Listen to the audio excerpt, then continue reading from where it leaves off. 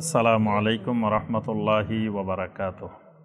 আলহামদুলিল্লাহি ওয়াহদা ওয়াসসালাতু ওয়াসসালামু আলা মান লা নাবিয়্যা বা'দা ওয়া আলা আলিহি ওয়া সাহবিহি ওয়া মাওয়ালা। আমাদের অত্র মসজিদে ধারাবাহিক যেই কিতাব থেকে আমাদের দার্স চলতেছে, কিতাবটি হলো দুরুসুল আম।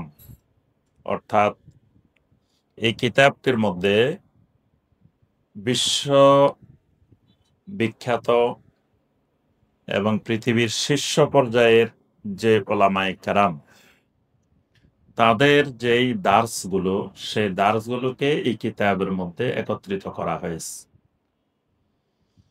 গত সপ্তাহে একজন পৃথিবীর শীর্ষ পর্যায়ের আলেম, কয়েকজন আলেমের মধ্যে অন্যতম একজন আলেম আল্লাহ পাক দুনিয়া থেকে নিয়ে গেছেন। তার নাম কি বলেন তো দেখি? জি, দেখতেন যে পৃথিবীর যদি কোনো রাজা বাদশাহ, কোনো দেশের রাষ্ট্রপতি মারা যেত, প্রধানমন্ত্রী মারা যেত, কোনো নায়ক নায়িকা মারা যেত, কোনো খেলোয়াড় মারা যেত, সবাই জানত, বলার আগেই সবাই জানত। কিন্তু একজন পৃথিবীর হাতে গোনা ২-৪ জন আলেমের মধ্যে একজন, শায়েখ রবি বিন হাদি ওমাইর আল মাদখালি রাহিমাহুল্লাহ, আদখালাহুল্লাহুল জান্নাহ ওয়া আইযহু মিন আযাবিল কবর ওয়া মিন আযাবিন নার ইয়া রাব্বাল আলামিন। তিনি দুনিয়া থেকে বিদায় নিয়েছেন। বিশ্বের প্রথম সারির কয়েকজন আলেমের মধ্যে গত শতাব্দীর শীর্ষ আলেম ছিলেন শাইখ বিন বাজ রাহিমাহুল্লাহ, শাইখ উসাইমিন রাহিমাহুল্লাহ, তো শাইখ আলবানী রাহিমাহুল্লাহ, এরকম যারা ছিলেন তাদের দার্সগুলোকে এই কিতাবে একত্রিত করা হয়েছে। এবং বর্তমান জীবিত আলেমদের মধ্যে পৃথিবীর শীর্ষ পর্যায়ের আলেম শেখ সলেহ বিন ফাউজান আল ফাউজান হাফেজাহুল্লাহ, তারও অনেক দার্স এই কিতাবের মধ্যে আছে।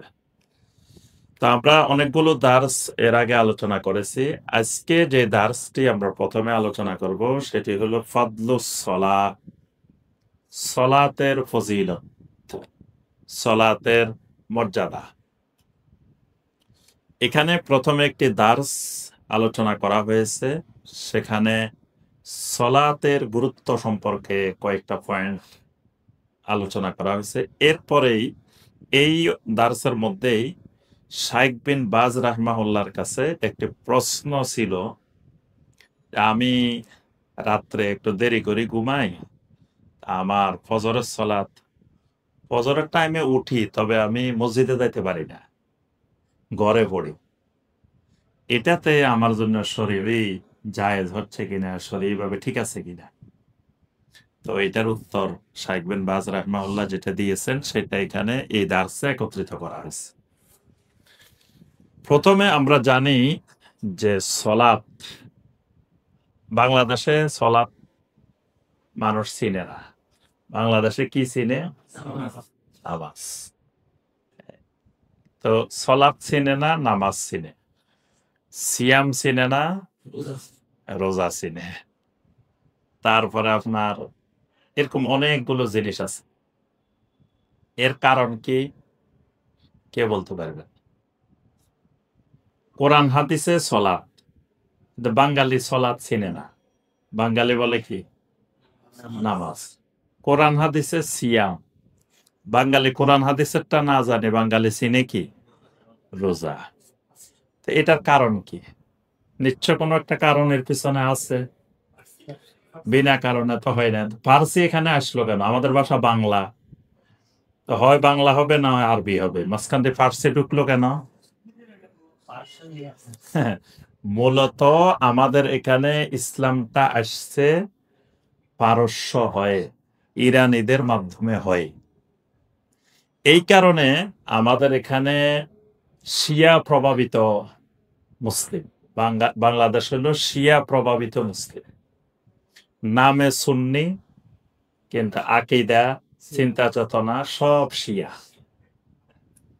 দেখবেন আশুরা গেছে না মহরম মাসের, বাঙালিকে যদি জিজ্ঞেস করেন ভাই আশুরার সাথে কোন ঘটনা, ৯৯ ভাগ মানুষ উত্তর দিবে কি কারবালা। অথচ আশুরার সাথে কারবালার সম্পর্ক না।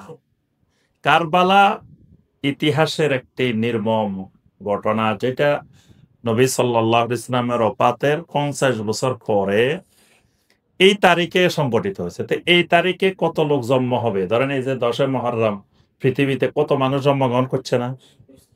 তাহলে তো এরা কি বিশাল ফজিলত নিয়ে জন্মগ্রহণ করছে, যেহেতু আশুরার দিন জন্মগ্রহণ করছে। আবার এই তারিখে কত মানুষ মারা গেছে পৃথিবীতে, তাহলে কি তারা বিশাল ফজিলত নিয়ে মারা গেছে? এগুলো ইতিহাস, এগুলোর সাথে এবাদতের সম্পর্ক নেই। আশুরা একটা এবাদত কেন্দ্রিক বিষয়, যেখানে ২ দিন সিয়াম পালন করতে হয় আশুরা কেন্দ্রিক। তো এই সিয়াম কি কারণে করি আমরা, কি কারবালার জন্য?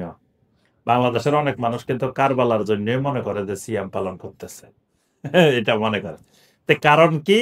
শিয়া প্রভাবিত, শিয়া আকিদা, শিয়া চিন্তা চেতনা, এগুলোর মাধ্যমে এসে আপনি দেখবেন বাংলাদেশের মানুষ সৌদি আরবের চাইতে ইরানকে বেশি পছন্দ করে। বাংলাদেশের মানুষ সৌদি আরবের চাইতে ইরানকে পছন্দ করে, কারণ একটা আকিদার টান। আকিদার টান, এটা সবচেয়ে বড় টান, এটা সবচেয়ে বড় মহব্বত।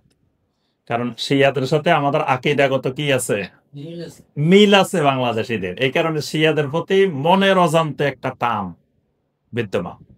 তো সৌদিদের সাথে মহব্বতটা নাই কেন? আকিদার মিল নেই। সৌদিদের আকিদার সাথে আমাদের আকিদার অনেক মিল নেই, গরমিল আছে। এই কারণে ওদের প্রতি মহব্বতটা কম। আর সবসময় দেখবেন খালি সৌদি আরবের সমস্যা নিয়ে, দোষ নিয়ে মহা দুশ্চিন্তায় আছে বাঙালিরা, নিজের দেশের নিয়ে দুশ্চিন্তায় নেই। সবচেয়ে বড় দুশ্চিন্তা হলো কি নিয়ে? সৌদি আরব নিয়ে। সৌদি আরব খারাপ হয়ে যাইতেছে, সৌদি আরবে সিনেমা হল চালু হইতেছে, সৌদি আরবে বিভিন্ন অশ্লীলতা চালু হইতেছে, এগুলোর জন্য খুবই দুশ্চিন্তার মধ্যে আছে। তো এটার মূল কারণ এই যে সলাৎ না হয়ে নামাজ হওয়া, এগুলো ওই মাধ্যমের কারণ। তবে প্রথম আমাদের এখানে ইসলাম এসেছে সাহাবায়ে কেরামের মাধ্যমে, তাবেঈনে কেরামের মাধ্যমে, তাবেঈনদের মাধ্যমে। তখন সঠিক ইসলাম এসেছে। কিন্তু মাঝখান দিয়ে পরবর্তীতে অনেকেই ওই শিয়া অধ্যুষিত, শিয়া প্রভাবিত অঞ্চল থেকে আসার কারণে এখানে এই বিষয়গুলো প্রভাব বিস্তার করেছে। তো ফাদলুস সলাত, এই সলাত যে বিষয়টি, ১ নম্বরে সলাত হলো আরকানুল ইসলাম। সলাত হলো ইসলামের একটি রোকন। ইসলামের রোকন কয়টি? ৫টি। ১ নম্বরটা কি? ঈমান কইলে হবে না। যে ঈমান আর ইসলাম এক জিনিস না ২ জিনিস? বলেন তো দেখি। আপনারা কিন্তু, আমি এর আগেও বলছি, আপনারা হলেন সবচাইতে বাংলাদেশের মধ্যে সবচাইতে মেধাবী, সবচাইতে সৌভাগ্যবান স্টুডেন্ট। আপনাদের মতো এত সৌভাগ্যবান স্টুডেন্ট বাংলাদেশের দ্বিতীয় কোনো মসজিদের মুসল্লি নাই। কারণ কি? বাংলাদেশের সবচাইতে সেরা সেরা আলেম যারা, তারা আপনাদের এখানে খুতবা দেন, আপনাদের এখানে হালাকা করেন, আপনাদের এখানে দার্স দেন। এই সৌভাগ্য বাংলাদেশের মসজিদগুলোর হয় না। তাহলে আপনাদের মতো সৌভাগ্যবান বাংলাদেশে আর কোনো মসজিদের মুসল্লি নাই। তাহলে আপনাদের এলেম হবে সর্বোচ্চ পর্যায়ে। কারণ এই বিষয়গুলো আমি যেগুলো বলতেছি সব আপনাদের এখানে আলোচনা হয়েছে। হ্যাঁ, তাহলে ঈমান আর ইসলাম এক জিনিস না ২ জিনিস? ২ জিনিস। তো ২ জিনিস হলে পার্থক্য কি? কে বলতে পারবেন যে ঈমান আর ইসলামের মধ্যে পার্থক্য কি? জি বলেন, একটু সাহস করে বলেন। যে কাজের বিষয়। জি, আলহামদুলিল্লাহ ভাই কিছুটা বলছেন, আপনারা তো কিছুই বললেন না। তো প্রথম কথা, ঈমান আর ইসলাম এক দৃষ্টিতে এক জিনিস, আবার আরেক দৃষ্টিতে ভিন্ন জিনিস। যখন কোনো জায়গায় ঈমান আসবে শুধু ঈমান, তখন ঈমান দিয়ে ইসলামকেও বোঝাবে। আবার কোন জায়গায় শুধু ইসলাম আসলে ইসলাম দিয়ে ইমানকেও বোঝাবে, কিন্তু দুইটা যদি এক জায়গায় আসে, একসাথে আসে, তখন হবে ইমান দিয়ে অন্তরের বিষয়টাকে বোঝাবে, আর ইসলাম দিয়ে আমলের বিষয়টাকে বোঝাবে, অঙ্গ প্রত্যঙ্গের কাজগুলাকে বোঝাবে। বুঝে আসছে? যেমন আমি একটা আয়াত বলি, ইয়া আইয়ুহাল্লাযীনা আমানুত্তাকুল্লাহা হাক্কা তুকাতিহি ওয়ালা তামুতুন্না ইল্লা ওয়া আনতুম মুসলিমুন। এই আয়াতের ভিতরে ঈমানও আছে, ইসলাম আছে, একই আয়াত। ইয়া আইয়ুহাল্লাযীনা আমানু, এখানে ঈমান। প্রথম আল্লাহ পাক সম্বোধন করছেন কাদেরকে? ঈমানদারকে। শেষে গিয়ে কি বলছেন? ওয়ালা তামুতুন্না ইল্লা ওয়া আনতুম মুসলিমুন, মুসলিম না হয়ে মরিও না। তাহলে বোঝা যাচ্ছে ঈমানে আর মুসলিমে পার্থক্য আছে। ঈমানদার মুসলিম না হয়েও মরতে পারে। এই জন্য আল্লাহ পাক প্রথম সম্বোধন করছেন আমানু, ঈমানওয়ালাদেরকে, পরে বলছেন মুসলিম না হয়ে মরিও না। তাহলে এখানে একই আয়াতে ঈমান ইসলাম দুইটা আসার কারণে এখানে ঈমান দিয়ে বোঝাবে যেগুলো ঈমানের ঘোষণা দিছে, এরা আমানু।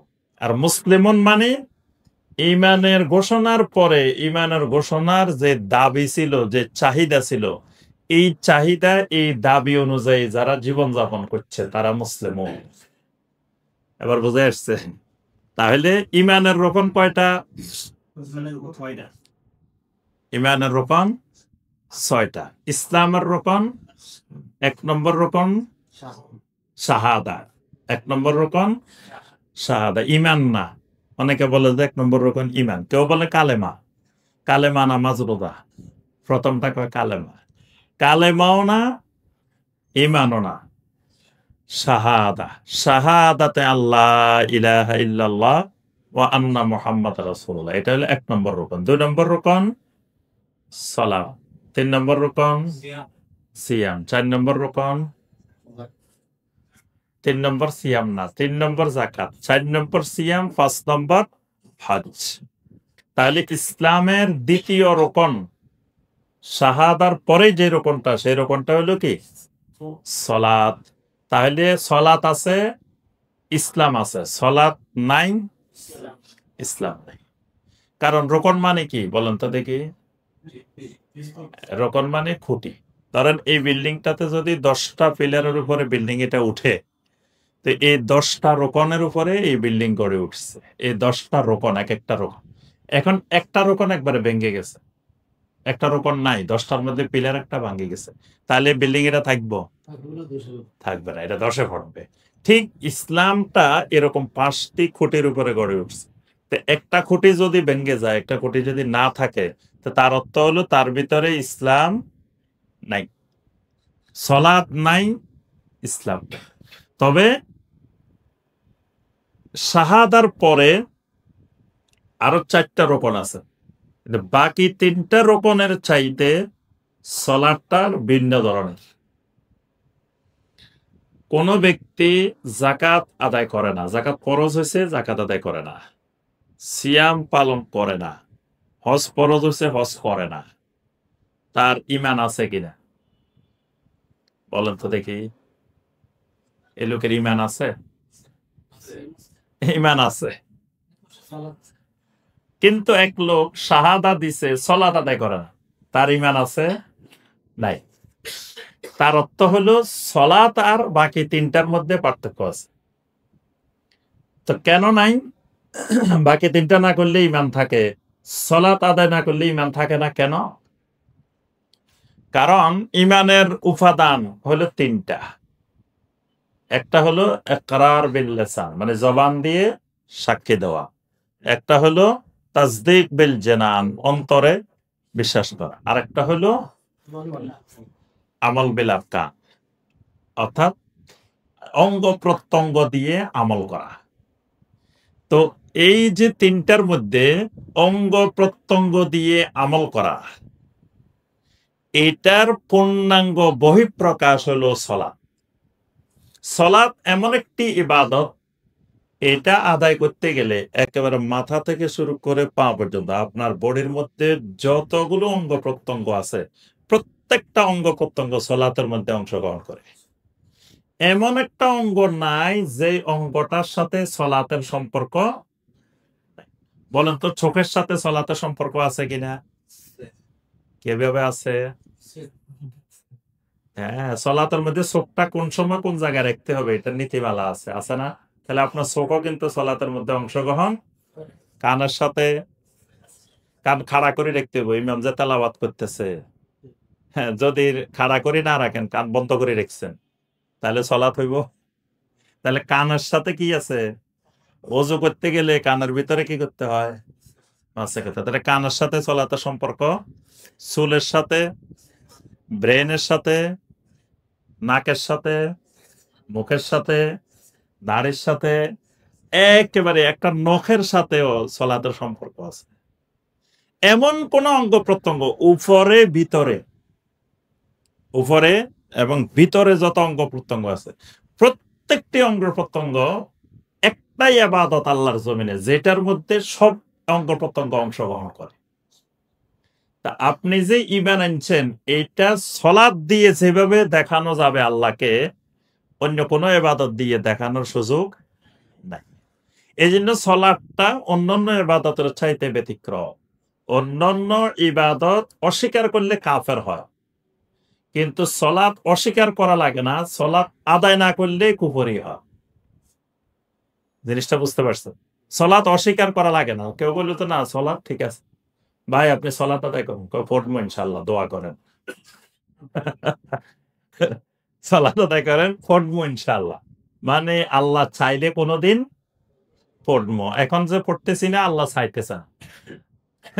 এটা কিন্তু মক্কার মুশরিকদের আকীদা। মক্কার মুশরিকেরা বলতো লাউ শা আল্লাহু মা আশরাকনা ওয়ালা আবাউনা, আল্লাহ যদি চাইতেন তাহলে আমরা শিরিক করতাম না, আমাদের বাপ দাদারাও শিরিক করতো না। তাহলে আল্লাহ চাইতেছে যে আমরা কি করি? শিরিক করি। তারপরে আপনার তারা যখন তালবিয়া পড়তো তখন কি বলতো? লাব্বাইক আল্লাহুম্মা লাব্বাইক, লাব্বাইক লা শারীকা লাকা ইল্লা শারীকান হুয়া লাকা তামলিকুহু ওয়া মা মালাক। এটা এরা নিজেরা যুক্ত করছে, অতিরিক্ত এটা লাগাইছে। এটার অর্থ কি? মানে আপনার কোনো শরীক নাই, তবে তবে কথা আছে, আপনি যাদেরকে নিজে কিছু মালিকানা দিয়ে শরীক বানাই নিছে, আপনি বানাইছেন, আমরা কিন্তু বানাই নাই। তা আল্লাহ কেমনে বানাইছে?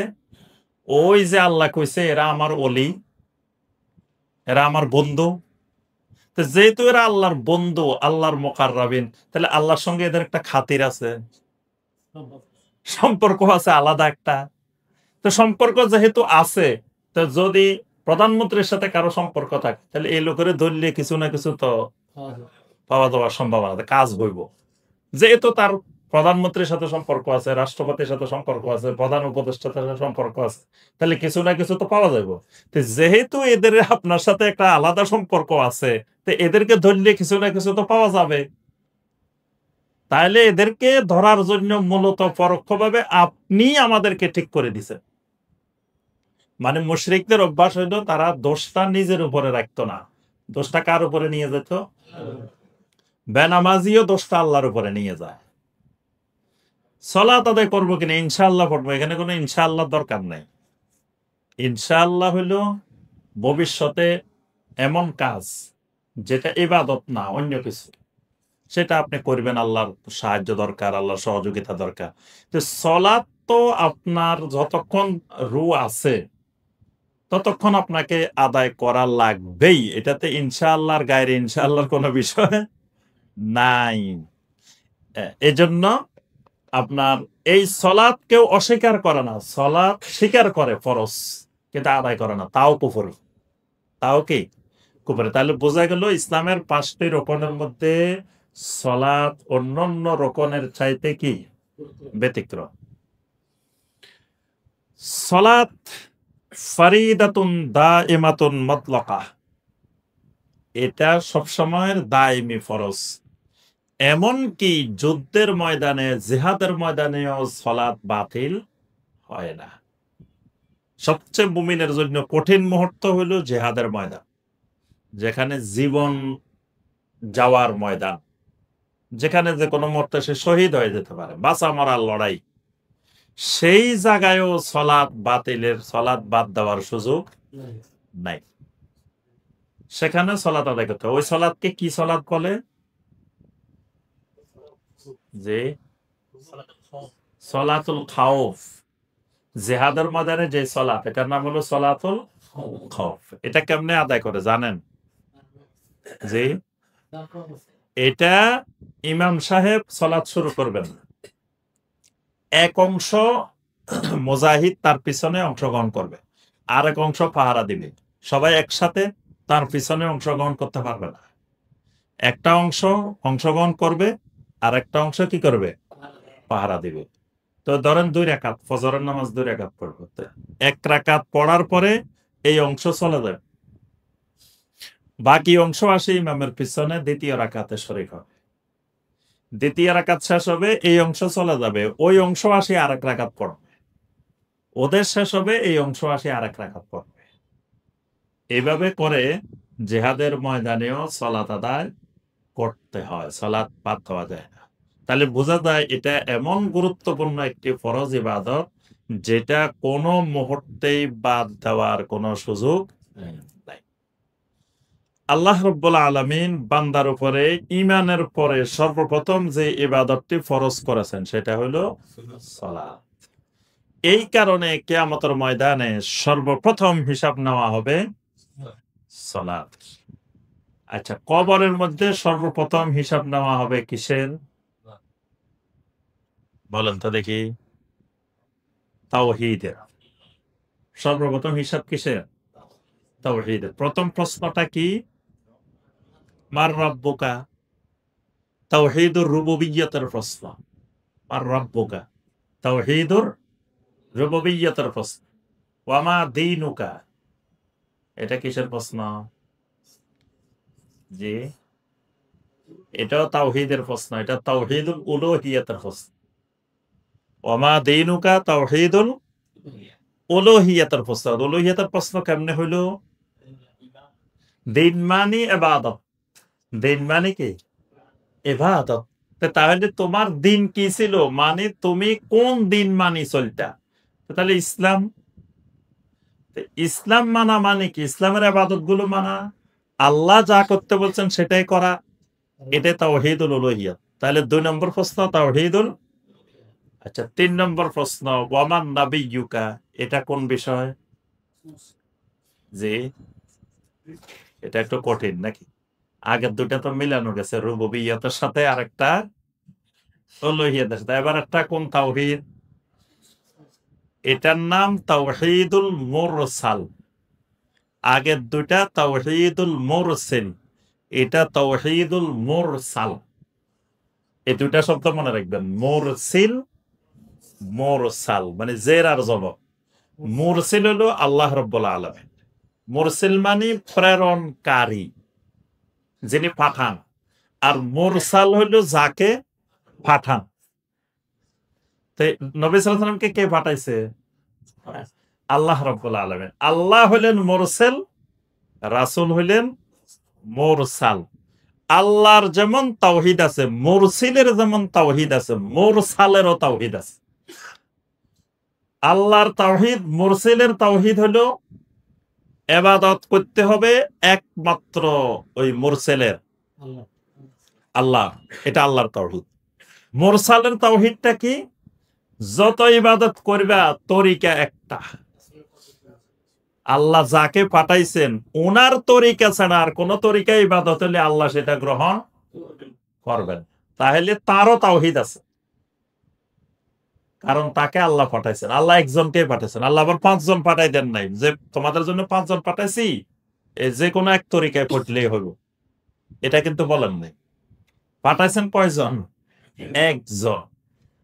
এবং এই একজনের তরিকায় কিয়ামত পর্যন্ত সকল ইবাদত, আল্লাহর যত ইবাদত আছে, সেটা ফরজ ইবাদত হোক, ওয়াজিব ইবাদত হোক, সুন্নতে মুআক্কাদা হোক, সুন্নতে জায়েদা হোক, নফল হোক, যত ইবাদত আছে সব ওই একজনের তরিকায় আদায় করতে হবে। যদি বলেন যে না ফরজ ওয়াজিব গুলা উনার তরিকা আর নফল গুলা মঈনুদ্দিন চিশতির তরিকা, কি? যদি বলেন যে না ফরজ ওয়াজিব মোহাম্মদ রাসূলুল্লাহ সাল্লাল্লাহু আলাইহি ওয়াসাল্লামের তরিকায়, নামাজ হবে আল্লাহ রসুলের তরিকায়, সলাত হবে আল্লাহ রসুলের তরিকায়, ফরজ সিয়াম হবে আল্লাহ রসুলের তরিকা, তবে জিকির হবে আব্দুল কাদের জিলানির তরিকা, কি হবে? না। সকল ইবাদতের তাওহীদ, এটা তাওহীদুল মুরসাল, মানে একবারে নফল বলেন, ফরজ বলেন, ওয়াজিব বলেন, সুন্নত বলেন, মুস্তাহাব বলেন, যা আছে সব। এখন লেনদেন করতে গেছে, যদি বলেন যে লেনদেন এগুলো দুনিয়াবি জিনিস, এগুলো আমাদের ব্যক্তিগত জিনিস, এখানে রাসূলের তরিকা দরকার নেই, কি হবে? হবে না। আমি গতকাল 2টা হাদিস পড়লাম লেনদেনের ব্যাপারে। নবী সাল্লাল্লাহু আলাইহি ওয়াসাল্লাম বলতেছেন গাবানুল মুস্তারসিলে হারাম, গাবানুল মুস্তারসিলে রিবা। মুস্তারসিলের সাথে কেউ যদি গাবান করে এটা হারাম এবং এটা সুদ, এটা বড় ধরনের গুনাহ। মুস্তারসিল মানে কি? মুস্তারসিল মানে হলো মানে এমন ক্রেতা, মানে যে বিশ্বস্ত ক্রেতা। আপনি একটা জিনিস কিনতে গেছেন এক লোকের কাছে, তো আপনি ওই বিক্রেতাকে এমন বিশ্বাস করছেন যে এই লোকে আমাকে 2 নম্বর জিনিস দিবে না, এই লোকে আমার থেকে দামও বেশি নিবে না, লোকটারে পুরো বিশ্বাস করছেন, আপনি কোনো দামাদামিও করেন না। কেন? ওই যে বিশ্বাসের কারণে। এই লোকে কি করছে? আপনার এই বিশ্বাসের সুযোগে আপনারে যে জিনিসের দাম 1000 টাকা 1200 টাকা রাখে দিচ্ছে, যেহেতু আপনি দামাদামি করবেন না, যেহেতু আপনি দেখছে যে পাইছে আপনারে, যা বলবো আপনি এই দামে নিয়ে আসবেন। আল্লাহ রাসূল সাল্লাল্লাহু আলাইহি ওয়াসাল্লাম বলেন এই যে বিশ্বস্ত ক্রেতার সাথে যে প্রতারণা করলো, ওভার চার্জিং করলো, দাম বাড়াই দিল, এটা রিবা, এটা সুদ, এটা তার জন্য হারাম। এই যে 200 টাকা 1000 টাকার জিনিস 1200 টাকা দিছে, 1200 টাকা 200 টাকা তার জন্য হারাম, কারণ ওই বিশ্বস্ত ক্রেতা। যদি বিশ্বস্ত ক্রেতা না, মানে আপনি একজন কিনতে আসছে, ভাই আপনার জিনিসের দাম কত? 1500 টাকা। তো ওই লোক বললো যে না 1200 টাকা দিন, দামাদামি করে নিছে, এটা জায়েজ আছে। যদিও এটা বাজারে 1000 টাকা, কিন্তু উনি দামাদামি করেই 1200 টাকায় নিছে, এটা জায়েজ আছে। কিন্তু আরেকজন আপনার বিশ্বাস করছে, তাইলে এই বিশ্বাসের জায়গায় যদি আপনি বেশি রাখেন, নবী সাল্লাল্লাহু আলাইহি ওয়াসাল্লাম বলেন এটা রিবা, এটা সুদ। এবং এখানে এই লোক অন্যদেরকে ঠকানোর চাইতে এই লোকেরে ঠকাইলে কিয়ামতের ময়দানে তার জবাবদিহিতা বেশি, কারণ এই লোক আমার বিশ্বাস করছে, বিশ্বাসটা নষ্ট করে দিছে। তাহলে মুআমালাতের ক্ষেত্রে, লেনদেনের ক্ষেত্রেও ওই রাসূলের কিন্তু তাওহীদ আছে, লেনদেনের ক্ষেত্রেও কি আছে? তাওহীদ আছে। তাহলে বুঝে আসছে কবরে কিসের প্রশ্ন হবে? কোন কোন তাওহীদ?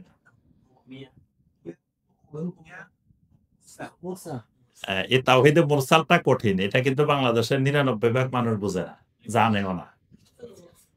এটা আপনার এই শাইখ বিন বাজ রাহমাহুল্লাহ, শাইখ উসাইমিন রাহমাহুল্লাহ, ওনারা সবাই আলোচনা করছেন যে লা ইলাহা ইল্লাল্লাহু মুহাম্মাদুর রাসূলুল্লাহ, কালেমা আছে না? লা ইলাহা ইল্লাল্লাহ হলো তাওহীদুল মুরসাল, মুহাম্মাদুর রাসূলুল্লাহ হলো তাওহীদুল মুরসাল। এটা মনে রাখবেন, দুইটাই পুরা কালেমাটাই তাওহীদের কালেমা, কিন্তু 2 ধরনের তাওহীদ। আল্লাহর তাওহীদ হলো মুরসালের তাওহীদ, আর নবী সাল্লাল্লাহু আলাইহি সাল্লামের তাওহীদ হলো মুরসালের তাওহীদ। এজন্য ওই তরিকার বাহিরে সমস্ত তরিকা হারাম। নবী সাল্লাল্লাহু আলাইহি সাল্লামের তরিকার বাহিরে যত তরিকা আছে 126 বা আরো বেশি যদিও থাকে, এই সব তরিকা কি? হারাম। তাহলে এই কবরের প্রশ্ন তাওহীদের উপরে, কিন্তু হাসরের ময়দানে প্রথম প্রশ্ন কি দিয়ে শুরু?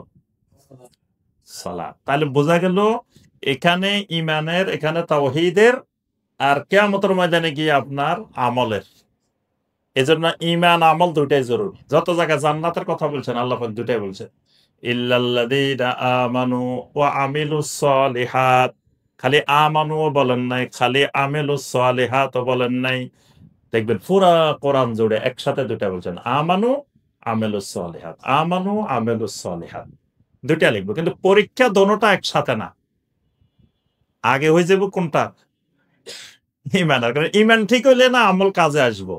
ইমান ঠিক না হলে আমল তো কাজে আসবে না। তাহলে আগে আমলের পরীক্ষা লইলে তো কাজ হবে না। আগে পরীক্ষা নিতে হবে কিসের?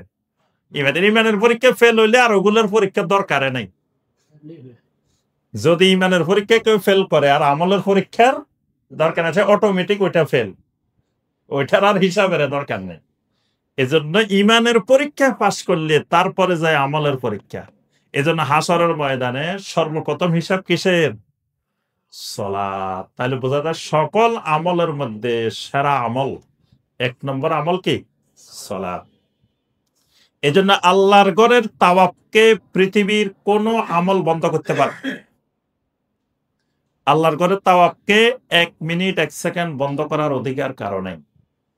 কোন আমলেই আল্লাহর ঘরের তাওয়াফ বন্ধ করতে পারবে না। কিন্তু একটা আমল আছে যেটা আল্লাহর ঘরের তাওয়াফকে পর্যন্ত থামায় দিতে পারে। সেটা কি? সালাত। যখন মুয়াজ্জিন বলে আল্লাহু আকবার, আল্লাহু আকবার, আশহাদু আল্লা ইলাহা ইল্লাল্লাহ, তাওয়াফ স্টপ, থেমে গেছে, আর তাওয়াফ নাই। কেউ যদি কয় না নামাজ হলে হোক আমি তাওয়াফ করি, করা যাবে না। ওই সময় তাওয়াফ বন্ধ, সাথে সাথে সালাতে দাঁড়িয়ে যেতে হবে। তাহলে তাওয়াফের চাইতেও শক্তিশালী ইবাদত সালাত। তাওয়াফের চেয়েও কি শক্তিশালী না হলে এটারে থামাইছে কেমনে? তাওয়াফের থামাই দিছে কোন ইবাদতে?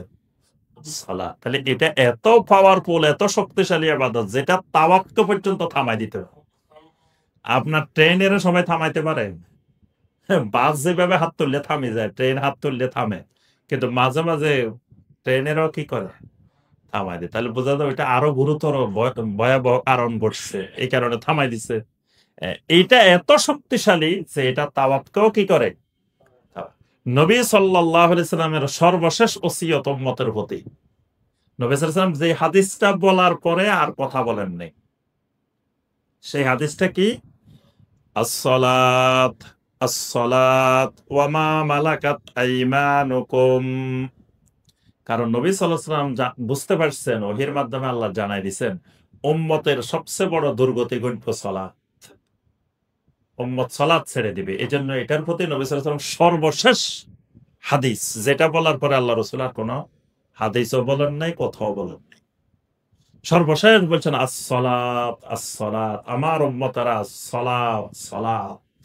মানে তুমি তোমার জীবনের সর্বোচ্চ গুরুত্ব দিবা ১ নম্বরে সালাত। তোমার জীবনের সমস্ত কর্মকাণ্ড, তোমার রুটিন সব হবে সালাত কেন্দ্রিক। ইমানদারের সব দুনিয়াবি কাজ হবে কি কেন্দ্রিক? সালাত কেন্দ্রিক। আগে সালাত, তারপরে অফিস, আগে সালাত, তারপরে চাকরি, আগে সালাত, তারপরে বাকি কাজ। এজন্য নবী সাল্লাল্লাহু আলাইহি ওয়াসাল্লাম সর্বশেষ বলছেন আস-সালাত, আস-সালাত ওয়া মা মালাকাত আইমানুকুম। আর তোমাদের অধীনস্থদের ব্যাপারে তোমরা সতর্ক হবে।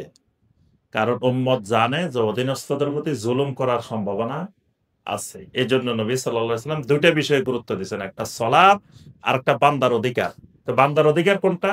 বান্দা জুলুম করার সুযোগ পায় তার আন্ডারে যারা থাকে, তার অধীনস্থ যারা থাকে, এদের প্রতি বান্দা জুলুম করার সুযোগটা পায়।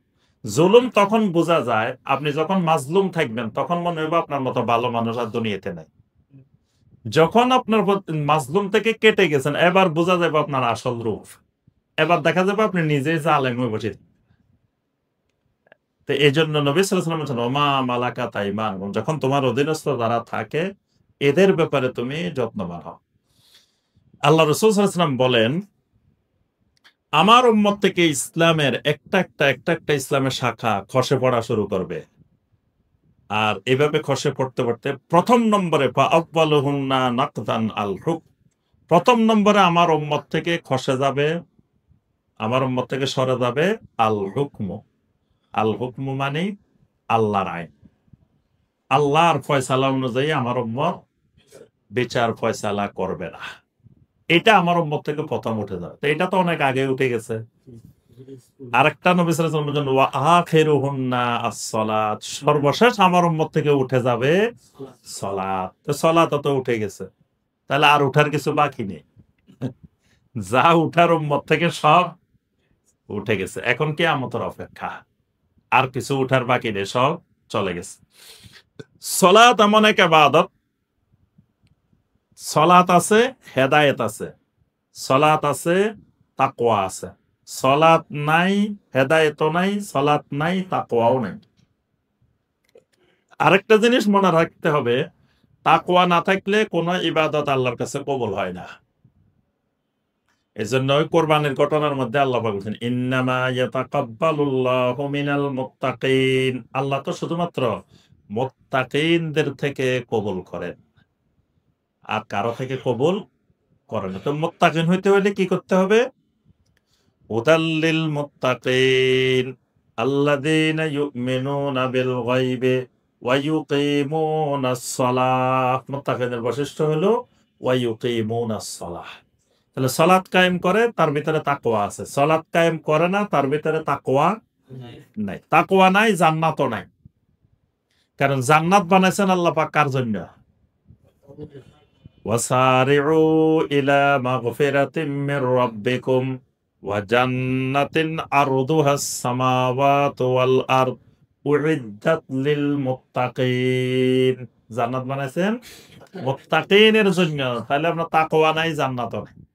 কারণ জান্নাতে যাইতে হইলে তাকওয়া লাগে। তাকওয়া ছাড়া কেউ জান্নাতে যাইতে পারবে না। তাহলে তাকওয়া অর্জন করতে হইলে সালাত লাগবে। জাহান্নামে যাওয়ার যতগুলো কারণ আছে, ১ নম্বর কারণ মুসল্লি না হওয়া। সূরা আল মুদাসসিরের ৪২ থেকে ৪৮। মা সালাকাকুম ফি সাকার।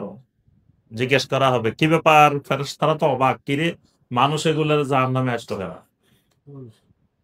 ফেরেশতাদের ধারণা একটা লোকও তো জাহান্নামে আসার কথা না। কারণ কি? কারণ ধরেন আপনার এই যে পরীক্ষা সামনে, আপনারে পরীক্ষার প্রশ্নগুলো সব দিয়ে দিছে, দিয়ে আবার টিচারও নিয়ম দিছে, বাংলার জন্য বাংলা, আরবির জন্য আরবি, টিচারও দিয়ে দিছে, দিয়ে কইছে যে খালি এই প্রশ্নগুলো মুখস্থ করো, এইগুলোই পরীক্ষা আস, এটাই প্রশ্ন। এখন এরপরেও ফেল করে বসে দিছে। প্রশ্ন দিয়ে দিছে, প্রশ্ন বোঝার জন্য টিচারও দিয়ে দিছে, সব দিয়ে দিছে, দেওয়ার পরেও ফেল করে বসে দিছে। তা এখন ফেরেশতাদের কাছে অবাক, কি রে মানুষ এগুলা জাহান্নামে আসে কেন?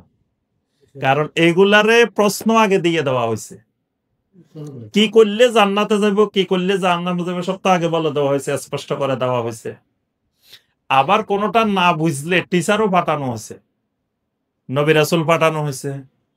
তাহলে টিচার পাঠাইছে, প্রশ্ন দিয়ে দিছে, তারপরেও মানুষ এগুলা দলে দলে জাহান্নামে আসে কেন? এই জন্য ফেরেশতারা অবাক হয়ে জিজ্ঞাসা করবে, মা সালাকাকুম ফি সাকার। কি ব্যাপার, তোমরা এই সাকারে আসছো কেন, জাহান্নামে আসছো কেন? তোমাদের তো আমরা অঙ্ক মিলাইতে পারতেছি না, হিসাব মিলাইতে পারতেছি না, ঘটনা কি? তখন এই জাহান্নামীরা বলবে, ক্বালু লাম নাকু মিনাল মুসাল্লিন। ফেরেশতারা, আমরা যে জাহান্নামে আসছি মূল কারণ হলো আমরা তো মুসল্লি ছিলাম না। আমরা মাঝে মাঝে ঈদের নামাজ পড়তাম, ঈদের নামাজে সবার আগে থাকতাম। ঈদের নামাজের আগের মুসল্লি, জানাজার নামাজের আবার আগের মুসল্লি, সামনের কাতারে। ঈদের নামাজে সামনের কাতারে। তারপরে আপনার জুমার নামাজেও পরে আসলেও আমরা মানুষকে ডিঙ্গে ডিঙ্গে আবার সামনে চলে যেতাম। কারণ আমরা কদিন পরে মসজিদের কমিটি হবে, সবাই কবে যে এত মসজিদে আসে না, তো সবাই দেখাইতে হইব আমি যে মসজিদে আসছি।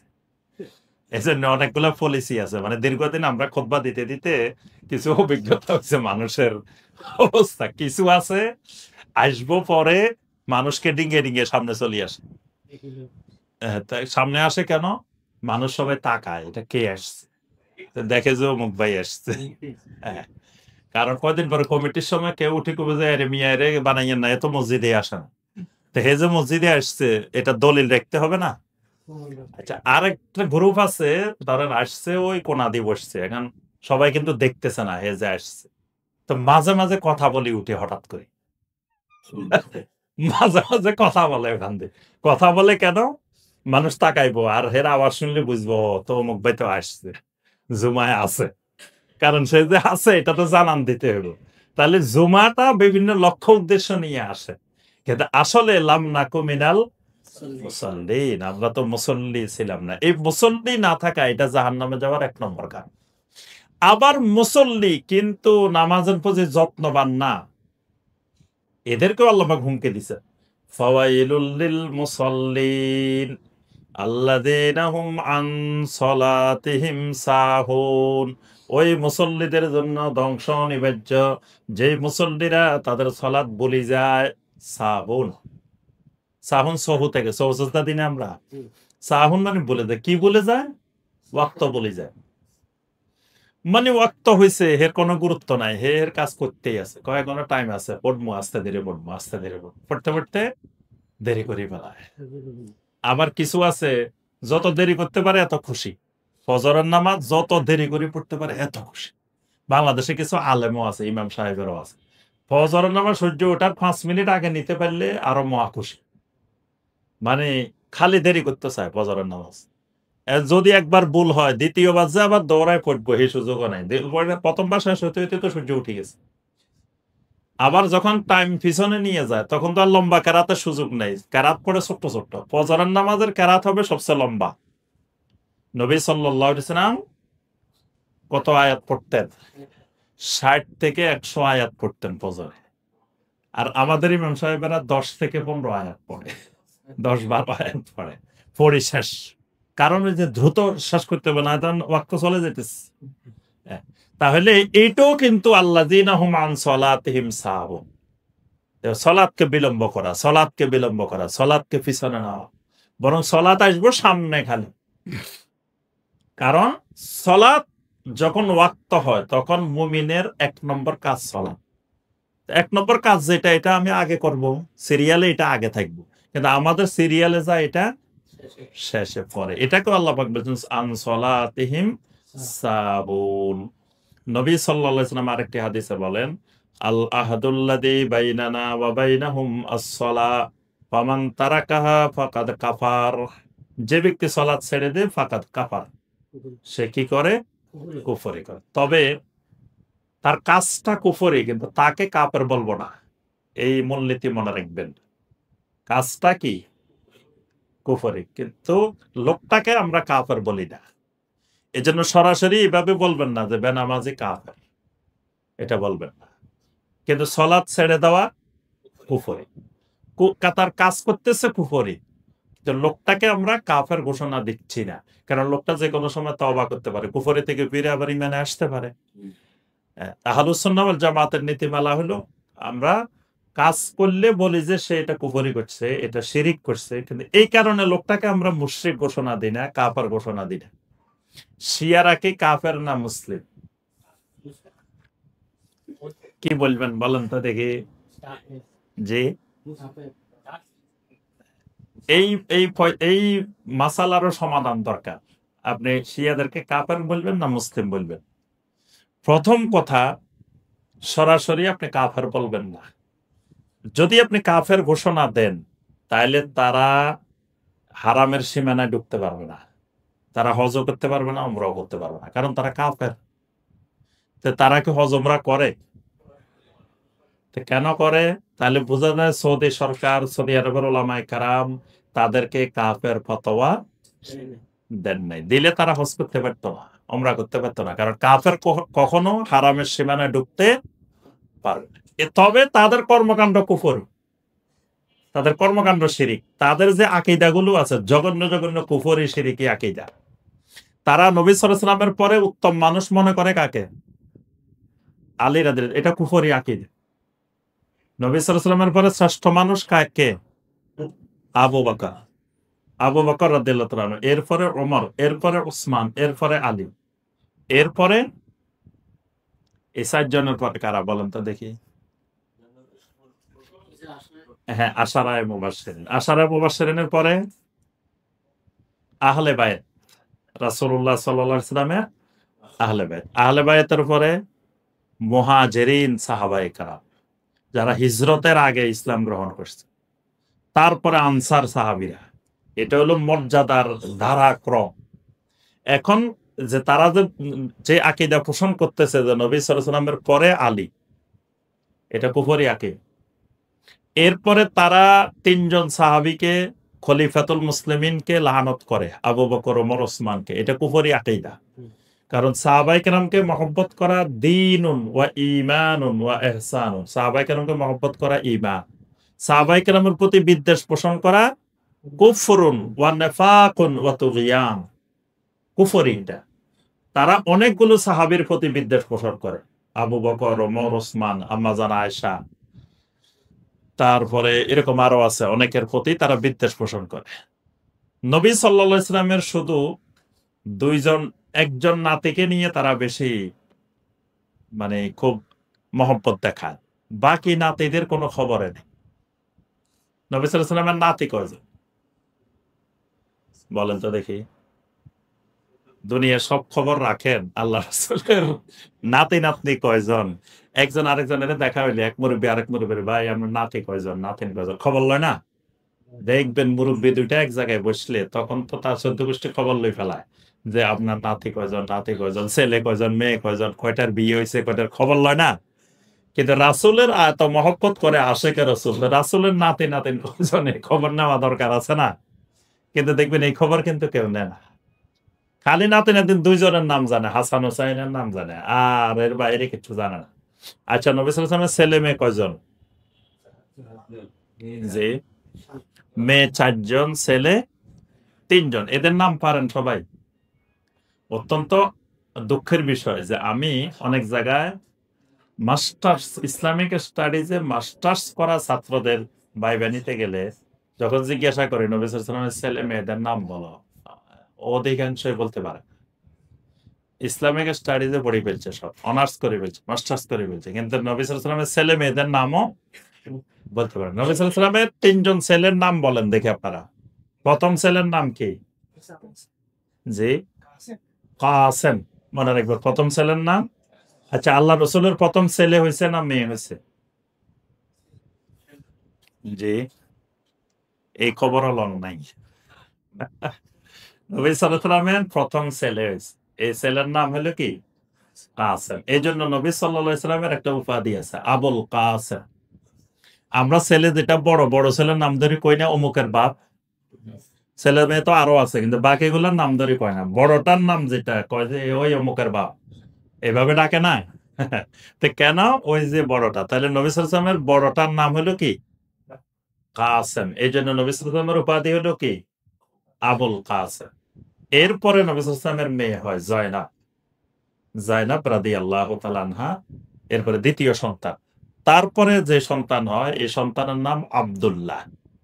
এই সন্তানের নাম কি? আব্দুল্লাহর ২ টা উপাধি আছে, একটা হলো তয়্যেব আর একটা হলো তাহের। এটা আব্দুল্লাহর উপাধি। কেন উপাধি ২ টা জানেন? এই কাসেম আর জয়নব উনারা জন্মগ্রহণ করছেন নবী সাল্লাল্লাহু আলাইহি ওয়াসাল্লামের নবুয়তের আগে। নবুয়তের পরে প্রথম সন্তান এ আব্দুল্লাহ রাদিয়াল্লাহু তাআলা।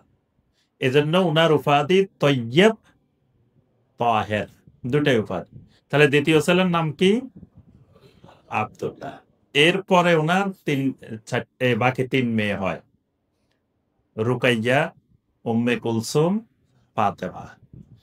এই কয়জন? ছেলে ২ জন, মেয়ে ৪ জন। এই ৬ জন হইছে কোন স্ত্রীর ঘরে?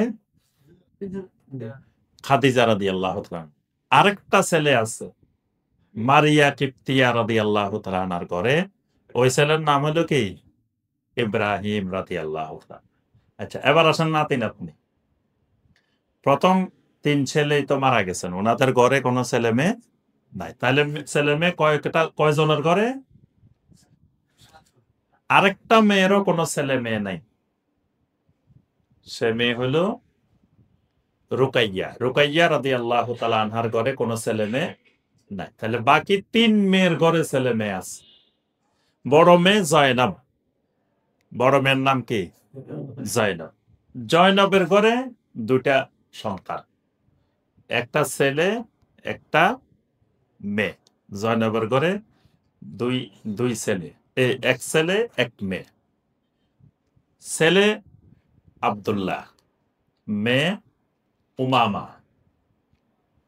এই হলো, তাহলে নাতি একজন পাওয়া গেছে, নাতিন একজন পাওয়া গেছে। রুকাইয়া রাদিয়াল্লাহু তাআলা আনহার ঘরে একটা ছেলে। রুকাইয়া রাদিয়াল্লাহু তাআলা আনহার ঘরে ছেলে। এই ছেলের নাম ইব্রাহিম। মূলত ওই যে ঘুরে ঘুরে ওই ছেলে মেয়েগুলোর নামে নাতি নাতনির নাম। তাহলে এই ঘরে একজন ছেলে, তাহলে নাতি কয়জন হয়েছে? নাতি 2 জন, নাতিন 1 জন। এবার আসেন ফাতেমা রাদিয়াল্লাহু তাআলা আনহার ঘরে। ফাতেমা রাদিয়াল্লাহু তাআলা আনহার ঘরে 3 ছেলে 3 মেয়ে। ফাতেমা রাদিয়াল্লাহু তাআলা আনহার ঘরে 3 ছেলে 3 মেয়ে। ছেলে হইলেন মুহসিন, হাসান, হুসাইন। কিন্তু মুহসিনের নাম কেউ শুনে না, শিয়ারা খালি ওই হুসাইন। হ্যাঁ, আর নরমালি হাসান এবং হুসাইনের নাম বেশি শোনা যায়। কিন্তু 3 ছেলে, মুহসিন, হাসান, হুসাইন। আলী রাদিয়াল্লাহু তাআলা আনহুর ঘরে কিন্তু আরো সন্তান ছিল। আলী রাদিয়াল্লাহু তাআলা আনহুর স্ত্রী খালি ফাতেমা রাদিয়াল্লাহু তাআলা না, আরো স্ত্রী ছিল। তো উনাদের ঘরেও সন্তান ছিল। কিন্তু শিয়ারা এত সন্তানের পরও বাকি সন্তানদের প্রতি কোনো তাদের ইয়া নেই, কোনো মহব্বত, কোনো কিছু নেই। এগুলার অনেক ঐতিহাসিক কারণ আছে, তো আমরা ওইদিকে যাচ্ছি না। তাহলে নবী সাল্লাল্লাহু আলাইহি ওয়াসাল্লামের এই ফাতেমা রাদিয়াল্লাহু তাআলা আনহা করে ছেলে 3 জন, মুহসিন, হাসান, হুসাইন। মেয়েও 3 জন। মেয়ে 3 জনের নাম ওই বোনের নাম, জায়নাব, রুকাইয়া, উম্মে কুলসুম। তার 3 বোনের নাম, 3 মেয়ের নাম, একই নাম। তাহলে কয়জন হয়েছে এবার বলেন দেখি নাতি নাতি? যে নাতি কয়জন হয়েছে? নাতি 5 জন, নাতি 5 জন, নাতিন কয়জন? নাতিন 4 জন। এই 9 জন নবী সাল্লাল্লাহু আলাইহি ওয়াসাল্লামের নাতি নাতনি, মনে রাখবেন। নাতি নাতনি কয়জন? 9 জন। আচ্ছা, তো আমরা যে কথাটা বলছিলাম যে শিয়ারা সরাসরি কাফের না, তবে শিয়াদের মধ্যে আমরা এইভাবে বলবো, শিয়াদের মধ্যে যারা সাহাবায়ে কেরামকে গালি দিবে তারা কাফের। যারা আবু বকর, ওমর, ওসমানকে লানত করবে এরা কাফের। যারা আপনার বিভিন্ন বাতিল যে আকীদাগুলো আছে, আযানের মধ্যে নতুন করে লাগাইছে তারা, আশহাদু আল্লা ইলাহা ইল্লাল্লাহ, আশহাদু আন্না মুহাম্মাদুর রাসূলুল্লাহর পরে তারা 2 বার বলে কি? আশহাদু আন্না আলিয়ান ওয়ালিয়ুল্লাহ। তারা ওয়ালিয়ুল্লাহর একটা বিশেষ আকীদা পোষণ করে, ইমামতের বিশেষ আকীদা পোষণ করে। এগুলা সব কুফরি শিরকি আকীদা, আরো অসংখ্য আকীদা। এই পীর মুরিদির জন্ম দিছে শিয়া, এবং পীর মুরিদির মাধ্যমে এই সুফিবাদের মাধ্যমে যত ভ্রান্ত আকীদা, এগুলার জন্মদাতা শিয়া। কারণ পীর শব্দটা আসছেই ওদের থেকে, এটার কোনো আরবি নেই। পীরের আরবি আছে? কেউ কেউ এখন জোর করে আরবি বানাইতে চায়, শাইখ। পীরের আরবি কি? এজন্য অনেক পীরে এখন শাইখ লাগায়, পীর লাগায় না। দেখছেন আপনারা, অনেক পীরের নামের সাথে এখন পীর নাই, আছে কি শাইখ। কিন্তু পীর আর শাইখ এক জিনিস না। শাইখেরা কোনোদিন মুরিদ বানায় না, শাইখ কোনোদিন কি মুরিদ বানায়। আরবের কোন শাইখের দেখছেন মুরিদ বানাইতে? কি? তো পীর আর শাইখ যদি এক জিনিস হইতো তাহলে শাইখেরা মুরিদ বানাইতো না? তাহলে বোঝা গেল শাইখ আর পীর এক জিনিস না। শাইখেরা মুরিদ বানায় না, পীরে কি বানায়? শাইখেরা এক তরিকায় বিশ্বাস করে, পীর কয় তরিকায় বিশ্বাস করে? 126 তরিকায় বিশ্বাস করে। শাইখেরা নতুন করে কোনো ইবাদত শিখায় না, বরং ইবাদত, প্রচলিত ইবাদত কমায়। এই জন্য এরা সমালোচনা করে, কয় এরা নাফিতের ভূমিকা, খালি কাটে, খালি ইবাদত কাটে। তারাবিরে বিশ্বকাপ থেকে 8 রাকাত বানাইছে, তারপরে এই নামাজ নাই, ওইটা নাই, এটা নাই, খালি বাদ দেয় এরা। আর ফিরেরা খালি নতুন নতুন বানায়, নিজেরা বানায়, এবাদতের ডিলার। এবাদত নিজেরা কি করে বানায়। শাইখেরা এবাদত নিজেরা বানায় না, বরং যেই এবাদত কোরআন হাদিসের নাই সেগুলারে ডিলেট করে, মাইনাস করে। তাহলে বুঝা গেল আরো অনেক পার্থক্য আছে, 30-40টা পার্থক্য আছে ফিরে আর শায়েখ। ফির আর শায়েখ এক জিনিস না। ফির এটা ফার্সি, এটা ইরান থেকে আসছে, এটা শিয়াদের থেকে আসছে। আচ্ছা, তাহলে আমরা যে বিষয়টা বলছিলাম, তাহলে সরাসরি ওদেরকে কাফের বলবো না, কিন্তু যারা ওই আকীদা পোষণ করে এরা কাফের। শিয়ারা সবাই আবার একই আকীদা পোষণ করে না। শিয়াদের মধ্যে 22 গ্রুপ আছে, বিভিন্ন ধরনের চিন্তা চেতনার, বিভিন্ন আকীদার লোক আছে শিয়াদের মধ্যে। আচ্ছা, তাহলে সলাতের গুরুত্ব আমরা বুঝতে পারলাম যে সলাত ছেড়ে দেওয়াটাও কি কুফর। এবার আসুন আমরা এই প্রশ্নের উত্তর দিয়ে আজকে হালাকা শেষ করবো। শাইখ বিন বাজ রাহমাহুল্লাহর কাছে প্রশ্ন করা হয়েছে যে আমি রাত্রে দেরি করে ঘুমাই, ঘুমানোর কারণে আমি খুব ক্লান্ত থাকি, ফজরের সালাতটা আমি মসজিদে পড়ি না, ইল্লা ফিল বাইত, আমি ঘরে পড়ি। তো এ ব্যাপারে আমাকে একটু নসিহত কর। তো শায়েখ উত্তরের মধ্যে বলছেন, আল ওয়াজিবু আলাল মুকাল্লিফ মিনার রিজাল আন ইউসাল্লিয়া সালাওয়াতিল খামস কুল্লুহা ফিল মসজিদ মা ইখওয়ানিহিল মুসলিমিন।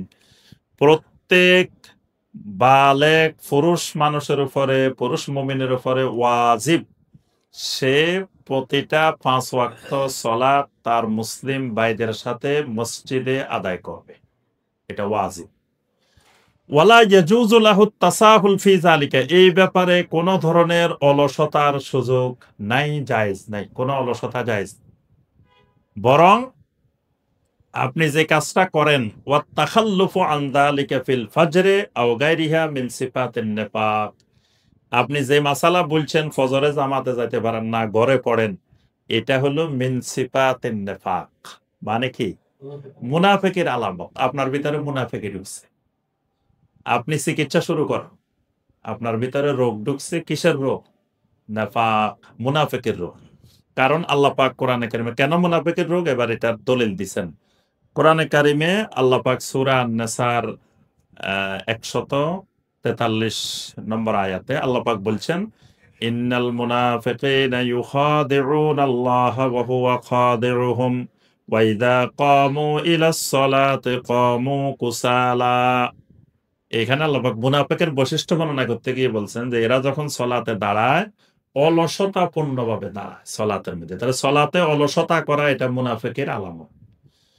আবার স্পষ্ট করে নবী সাল্লাল্লাহু আলাইহি ওয়াসাল্লাম বলছেন, আসকালুস সালাতি আলাল মুনাফিকিন সালাতুল ইশা ওয়া সালাতুল ফজর, মুনাফিকের কাছে সবচাইতে ভারী সালাত, কঠিন সালাত ইশা এবং ফজর। ওয়ালাউ ইয়ালামুনা মা ফীহিমা লাআতাউহুমা ওয়ালাউ হাবওয়ান, যদি তারা জানতো ইশা আর ফজরের সালাতে কি ফজিলত আছে, তাহলে হামাগুড়ি দিয়ে হলেও তারা মসজিদে হাজির হইতো।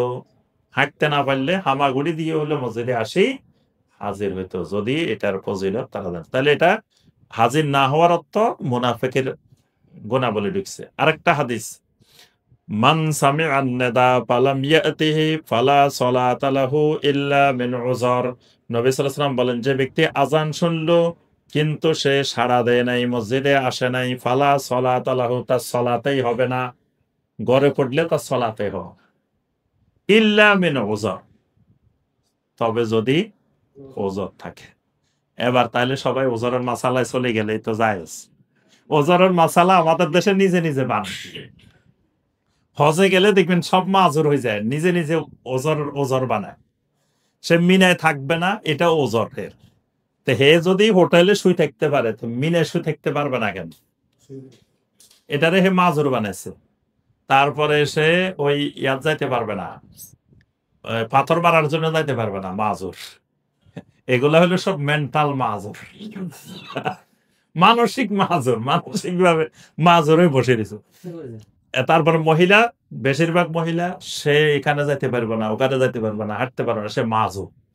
হজটা শেষ হওয়ার পরে হে মার্কেটে মার্কেটে এমন দৌড়ানি দৌড়ায়, তখন আর মাজুরের মাসালা নাই। হে মার্কেটে মার্কেটে কোন দোকানে স্বর্ণের দাম কত, কোন দোকানে কত, হে 10 দোকান 20 দোকানে ঘুরতেছে, কোনখানে কম পাইবো, জেদ্দা কম পাইবো না, মক্কা কম পাইবো না, মদিনা কম পাইবো, সে দেশে দেশে ঘুরতেছে, মাজুর নেই। কিন্তু ওই হজের কাজের সময় কি হয়ে গেছে? মাজুর হয়ে গেছে।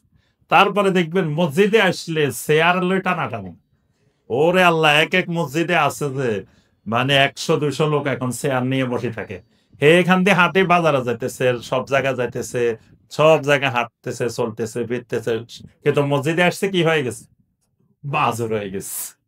ওজরের মাসালা নিজে নিজে বান। তো এখানে ওজর বলতে আহলুল আলেমেরা বলছেন, যদি সে অসুস্থ হয়, অসুস্থতা ওজর, এমন অসুস্থ যে মসজিদে যাওয়ার মতো এবিলিটি তার নাই, তাহলে এটা ওজর। রাস্তা নিরাপদ না হওয়া, মানে সে মসজিদে যাওয়ার সময় ফজরে অন্ধকারে যাইতে হয়, এই সময় তারে চোর ডাকাইতে ধরতে পারে বা কোনো আঘাত হইতে পারে, তার জীবন নাশের হুমকি থাকতে পারে, এরকম রাস্তা নিরাপদ না হইলে এটা ওজর। এর বাহিরে আর ওজন নাই, হয় অসুস্থতা অথবা রাস্তা নিরাপদ নেই, এর বাহিরে আর ওজন নেই। আর বাকিগুলো হলো নিজেদের বানানো ওজর, শরীরই ওজন না। আচ্ছা, নবী সাল্লাল্লাহু আলাইহি ওয়াসাল্লামের কাছে একজন অন্ধ লোক আসছে। এই হাদিসও আমরা সবাই জানি। তিনি এখানে এই হাদিসটা উল্লেখ করেছেন। একজন অন্ধ লোক আসছে। এসে বলছে, ইয়া রাসূলুল্লাহ সাল্লাল্লাহু আলাইহি ওয়াসাল্লাম, আমার এমন কোন লোক নাই যে লোকে আমার ধরে, ধরে মসজিদে আনবো আবার মসজিদে নিবে। তো আমি যদি ফজরের সলাতটা একটু বাসায় পড়ি, কারণ তখন অন্ধকার। এই অন্ধকারে আমি রাত্রে কিভাবে আসবো? নবী সাল্লাল্লাহু আলাইহি ওয়াসাল্লাম প্রথম বলছেন, ঠিক আছে। যেহেতু তোমার এটা ওযর, এটা তো আসলে বাস্তবে ওযর। সে অন্ধ, চোখে দেখেন না। আবার তাকে যে আনবো কোনো লোকও নাই। তাহলে সে আসা তার জন্য কত কঠিন না? আমরা স্বাভাবিক চোখে দেখি, স্বাভাবিক সব সুস্থ, তাও ওজর বানায় বসে রয়েছি। আর এই সাহাবী চোখে দেখেন না, আনারও কোনো লোক নাই, তিনি এসে ওজর পেশ করছেন। নবী সাল্লাল্লাহু আলাইহি ওয়াসাল্লাম বলছেন, ঠিক আছে। এবার লোকটা আবার চলে যেতেছে। চলে যাওয়ার পরে নবী সাল্লাল্লাহু আলাইহি ওয়াসাল্লাম আবার দেখছেন, ডেকে বলছেন, হাল তাসমাউন নিদা বিস-সালাহ, তুমি কি কানে শোনো? তুমি কি ফজরের আজান হয় যে এটা শোনো? বলছে, নাম। বলছে, ইয়া রাসূলুল্লাহ সাল্লাল্লাহু আলাইহি ওয়াসাল্লাম, আমি তো চোখে না দেখি না, কানে তো কিন্তু আমি শুনি। আল্লাহ রাসূল সাল্লাল্লাহু আলাইহি ওয়াসাল্লাম বললেন, ফা আজিব, মানে তুমি যদি আজান কানে শোনো, আমি নবীরও এই এখতিয়ার নাই যে তোমাকে আমি রুখসত দিয়ে দিব যে তুমি জামাতে আসা লাগবে না। কারণ এটা আমার ইবাদত না। সালাত কার ইবাদত? আল্লাহর ইবাদত। তা আল্লাহ রুখসত না দিলে রাসূলও রুখসত দিতে পারবে না। এজন্য নবী সাল্লাল্লাহু আলাইহি ওয়াসাল্লাম বলেন, আমারও এই অধিকার নাই যে আমি তোমাকে রুখসত দিয়ে দিব যে তুমি জামাতে আসা লাগবে না। বরং আজান যে শুনবে বা আজিব, তোমাকে অবশ্যই জামাতে আসতে হবে। কেমনে আসবে এবার এটা তুমি নিজে ঠিক করবে। পরে অন্য রাওয়ায়াতের মধ্যে আছে, এই সাহাবী তার বাড়ির সাথে মসজিদে নববীর সাথে একটা রশি বান্ধি ফেলছে। একটা রশি মসজিদে নববীর সাথে তার বাড়ি পর্যন্ত বান্ধে রেখেছে। তিনি বাড়ি থেকে রশি এটা ধরে ধরে ধরে ধরে ধরে ধরে মসজিদে আসতেন। আবার সলাৎ শেষ হলে রশি এটা ধরে ধরে বাড়িতে যেতেন। তারপরেও তিনি জামাত ছাড়েন নাই। তাকে জামাত ছাড়ার অনুমতি দেওয়া হয়। তাহলে আবার বুঝতে পারি আমরা সুস্থ স্বাভাবিক দিব্যি আরামে সব করতেছি, কিন্তু ফজরের জামাতে হাজির হইতে পারতেছি না। তাহলে আমাদের অবস্থা কি হবে? আল্লাহ পাক আমাদের সবাইকে সলাতের গুরুত্ব অনুধাবন করে বা জামাত ৫ ওয়াক্ত সলাত আল্লাহ পাক আমাদেরকে আদায় করার তৌফিক দান করুন। আল্লাহ রাব্বুল আলামিন আমাদেরকে সলাতের গুরুত্ব উপলব্ধি করার এবং আমাদের নিজেদেরকে, আমাদের পরবর্তী প্রজন্মকে কিয়ামত পর্যন্ত যেন আল্লাহ আমাদের বংশে কোনো বেনামাজি না রাখে। ইব্রাহিম আলাইহিস সালাম দোয়া করতেন আল্লাহর কাছে, রব্বি জাআলনি মুকিমাস সলাতি ওয়া মিন যুররিয়্যাতি, আল্লাহ আমাকে যেমন সালাত কায়েমকারী বানাও, আমার বংশধরকেও তুমি সালাত কায়েমকারী বানাও। কিয়ামতের ময়দানে যাতে দাঁড়াইতে না হয় এটা বেনামাজির বাপ, এটা বেনামাজির দাদা, এটা বেনামাজির নাম, এই পরিচয়ে যেন কিয়ামতের ময়দানে দাঁড়াইতে না হয়। এজন্য ওই দোয়াও করতে হবে, ওয়া মিন যুররিয়্যাতি, আল্লাহ আমার বংশেও যেন কিয়ামত পর্যন্ত কোনো বেনামাজি না থাকে। যতদূর যাবে, ওয়ামিন যুররিয়াতি, যুররিয়াতি মানে একবারে ছেলে, নাতি, নাতনি যতদূর যাবে নিচের দিকে সব যুররিয়াতি।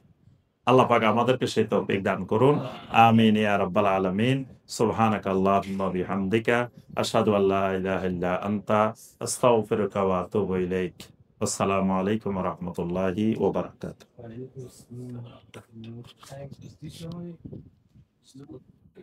জি।